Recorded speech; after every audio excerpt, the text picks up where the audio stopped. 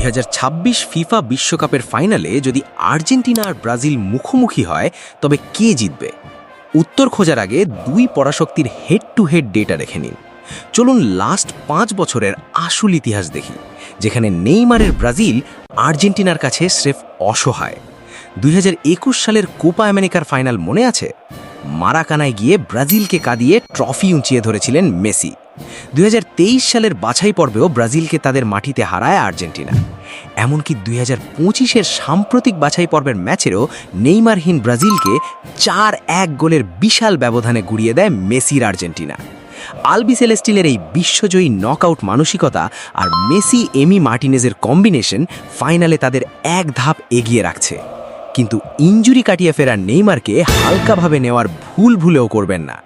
ব্রাজিলের সর্বোচ্চ গোলদাতার জন্য এটাই হেক্সা জেতার এবং মেসির ছায়া থেকে বের হওয়ার শেষ সুযোগ।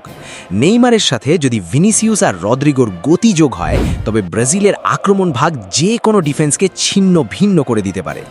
2025-এর সেই 4-1-এর অপমান ব্রাজিলের মনে যে আগুন জ্বালিয়েছে, তা ফাইনালে আর্জেন্টিনাকে পুড়িয়ে ছারখার করে দিতে পারে। একদিকে মেসির নিখুঁত ফুটবল মস্তিষ্ক, অন্যদিকে নেইমারের জাদুকরী ড্রিবলিং।